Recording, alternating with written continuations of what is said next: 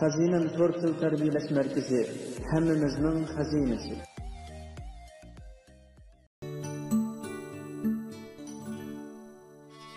Assalomu alaykum kitobxumar aziz qeyrindoshlar.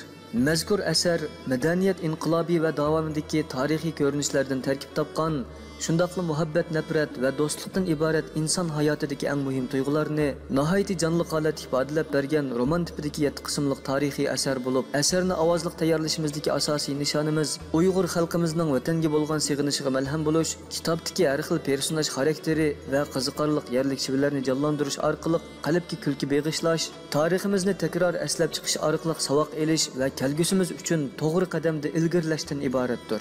Mazkur asar Xazinam Tortil Terbiyeleş Merkezi tarafidan ovozga ilindi va tayyorlandi. Ma'arif, til uchuri, vatan puroqlarini o'z ichiga olgan, ma'naviyatga foydali texnik ko'p sarxil mazmunlardan bahramon bo'lish uchun Xazinam 2020 nomidagi YouTube kanalimizga ergashib olgaysizlar.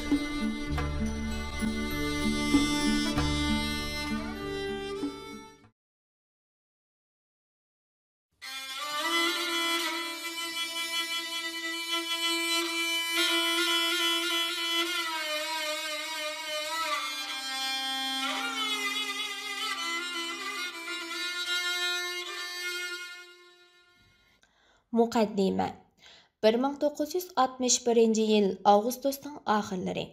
Kechki gugum qora to'rlarni yeyishga boshlaganda usti boshlarini to'pichang bosgan 4 o'quvchi yuk taqlarni ko'tirishib yakanning Qalandar dengiga kirib kelishdi.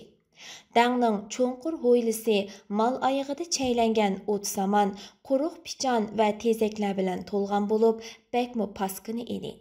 Her xil tuyoq izlari tilg'ivatgan petiq laydan kelayotgan achchiq chili hidi dimoqlarni etishtiratdi. Tiklab qo'yilgan har xil harvalar ho'ylada qalaymaqan turishatdi. Lapas tegidagi eg'ilda bir necha ot va eshak quyruqlarda bezang chivin va ko'kuyinlarni to'xtamay qo'rib, erinchaklik bilan quruq o'tni yalmaydi. Cho'ktirib qo'ygan bir to'ga ko'zlarini xumalashtirib ko'shavatadi. Qash kirpiklarini oppoq chang basqan bu to'pichiray o'quvchilarning birsi qiz edi. Ular sol tarafdagi ko'tirma qilinib selingan peshayvonlik uylar oldida to'xtashdi.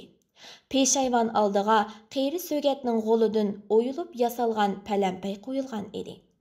Bu harg'in yo'lovchilar yuk taqlarini yerga qo'yib, birdan tengirqab turib qilishdi. Dang ichida odamzod ko'rinmaydi.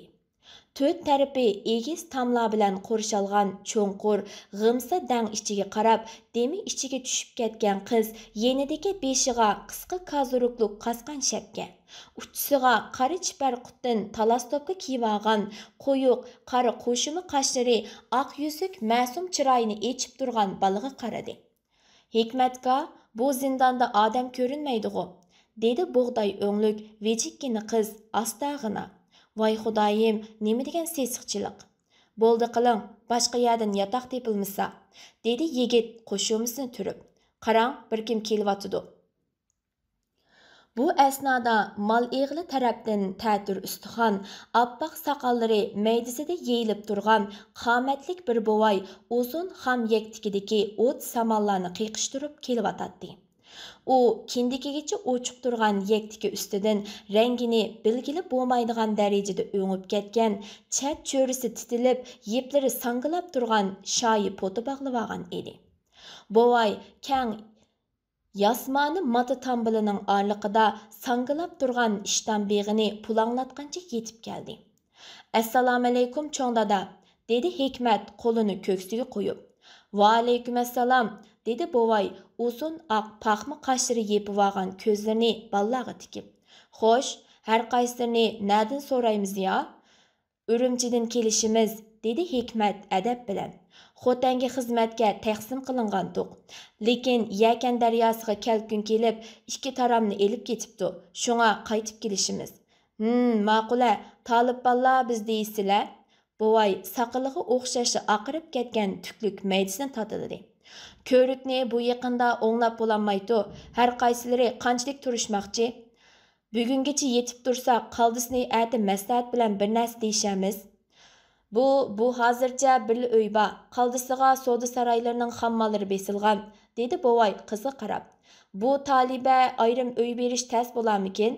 Xotirjam bo'lsa cho'ng dada, biz hammamiz o'quvchilar, dedi qizarib ketgan qiz Hikmatga qarab. Bu kishi bizning o'qituvchimiz bo'ladi. Bovay damalliqqa bir nima demidi-yu, lekin sal xotirjam bo'lanmagandek kayfiyatda ularni boshlab peshayvonning eng chetidagi kungaydagi uyning qora qulpisini ochdi. Öydeki lay supi üstüge yağaqlaşqan bir parça palas taşlangan bulup, maylışıp, paqırap ketken saman təkile öyünün bolunğu dövləp qoyulğan idi. Pəstiki ocaqның oyuqida bir neçə puçulğan hecir, kulunun məngzide qapqarı islişip ketken bir qum çögün turatdi. Əgər çay içişməkçi buluşsula, dedi bovay çögünge qarab qoyup. Hoylada otunba, yeni bir gap, bu öyde bürgü tola, musafir, yetimchilar chidigan bilan har qaysilari yumron yopurmaq kella, bürgüning talışıga chidiyanmayla, peshayvonda yaslim bo'ludi. Bo'ludi, rahmat o'zdirga. Bovay chiqib ketdi. Balalarmu nas keraklarni saramjonlashtirib qo'yib, ishikka qulupni silib, qo'rsoq to'yg'izish uchun sirtqa chiqib ketdi. Ular dang oldidagi rastini arlab, ancha yiroq bo'lmagan bir choyxonaga kirib o'ltirishdi. Çayxana xo'jayini lig'irlab turadigan semiz ayolga 15 tiyinlik 2 ara çaynak çay buyurtdi. Çay demlanib kelib bo'g'icha Hikmatning ko'ngli yukinib o'ltirishgan hamrolarning harg'in chiroylariga qarab bir qismili bo'lib qoldi. Pakar supiliq çayxonaga basma gullik kigiz, yağaqlashgan gilamlar silingan edi. Çivin çiçip, doğuluşup ketken çırak, kiçik yumulaq şirani çöredep olturuşkan şalang mihmanlarını guva yorutup duratdi. Çırak etrafıda otxumar haşaretler bir-biriga soqulup, pildirlişip uçuşmaqda edi. Xo'jayin ayolning o'choq atrofida jo'g'isi puchulgan, qari choydan dag'lashgan chini chaynaklarni uyan-buyan qilayotgan eg'ir harakatini hisobga olmaganda choyxona jimjit edi. Bu eg'ir sukunat do'stirga qarab ko'ngli bir qismi bo'lib qolgan Hikmatni texmi miskin holga keltirdi. Hikmatning sol yenda beshini sangiltib o'ltirgan semiz, doğulaq, oq po'simaloq, yavash, kamso'z bola muzika sinfining chang kasbida o'qigan Matturdi edi. Matturdi yo'lga chiqqandan beri xo'shal edi. Chunki u xotanning niyi noyisidan bo'lib o'z yurtiga, qisqasi ota-onasining issiq bag'riga ketayotganligidan mamnun bo'lsa kerak. Onun yanında o'choq beshidan ko'zini uzmay tikilinib turg'ini rasm kasbida o'qigan Tursun. U yakanning bir yezisidan bo'lib, uning chiroyi qara, yapma qapoq, ikki tarafidagi o'g'ri tishlari yuqorqi kalpiklarini ko'tarib, xuddi og'ziga bir nima selayotgandek doim to'mpiyib turardi. U lab urishga herisman bo'lg'achqa, institutda uni saboqdoshlari Tursunpo deyishadi. Lekin uning ko'ngli yaxshi edi. Әмді Hikmatning o'ng yenida etaklarida tizlarini yo'shirib, bir qo'lida gilamga tayinib o'ltirgan mono vijikkida bug'doy o'nglik puchuq qiz bo'lsa, iskiribga kasbini bitirgan Atikam edi. Atikam oqso'liq qiz edi. Darvaqa bilim ko'yida har joy, har yerdan to'plangan bu bolalar bilan Hikmat bir necha yilni, bir necha kundek birga o'tkazgan saboqdoshlardan edi. Hikmat әмділі 20 yaşqa kirgan g'uljilik bola edi.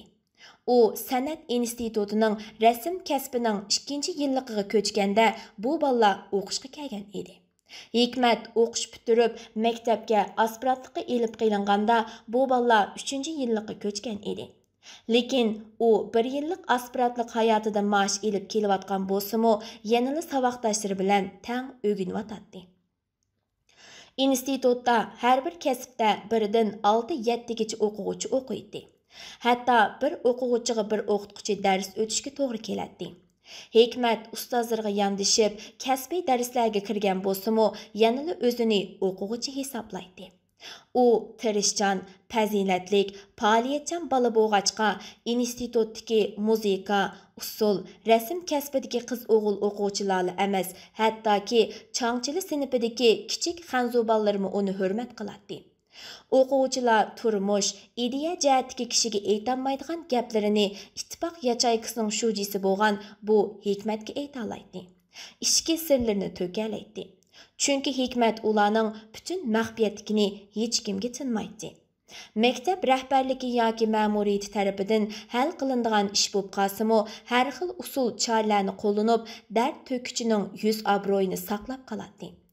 Hikmat garchi rasm kasbida o'qigan bo'lsa-mu, garmon turlaridan do'xratka, bayonlarni to'limi mo'ngluq chaladi.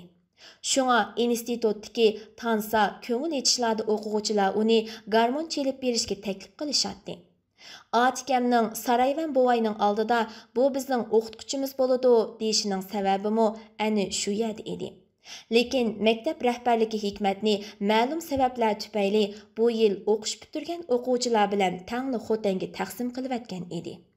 Şoň Hikmatning do'stlari 33 baladan seni tanlab institutga elib qilib, endi nima uchun bu yil o'qish bitirgan balalar bilan tang xizmatga taqsim qiladi ekan? Bu ochiqdan ochiq surgun qilish deysa, yana ba'zilar uningga institut partiya yachakisiga da'vo qil dedi.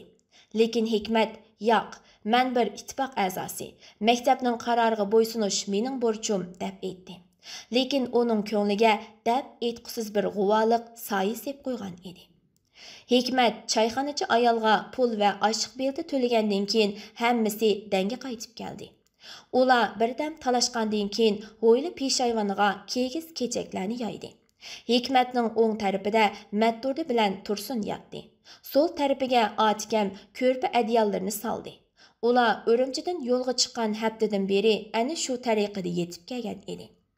Bu chaqlar mehmonxonalar eng qis chaqlar bo'g'achqa har qanday yo'lovchi o'zlarining yotgan ko'pa kigiz kechaklarni tengib safarga chiqadi. Qari mashina qayerda to'xtasa, aydali bo'lamdi yoki bekat supularimo ish qilib, to'g'ri kelgan yerga o'rin silib, bir kechini o'tkazadi. Atikam Matturdi bilan Tursunga qaraganda Hikmatni o'z aksidek ko'radi. Cho'nqur danga qorong'ulik tiqildi. Faqat uloqlarni pushqurgan, kiristitib o't chaynagan, bir xilda ko'shigan ovozlarla keladi. Hikmat yostiqni tamg'a yo'lab o'ltiradi. Qolganlar adyallarini yerim yepinib, atiki ishlar haqida parang selishmoqda edi. Tursun, dedi Hikmat yerim burilib. Kövrikning putishiga 10 necha kun borkan, shunga aytsan Matturdining tag'isining, Atikamning kichik onasining adreslari bo'yicha ularni izlab uyni tepishib bergin. Sangamo ota-onang bilan ko'rish fursati chiqib qoldi, yezang'imang. Senchu, sen qanday qilsan? Men 10 net kungacha mushu dangdislarni saqlayman.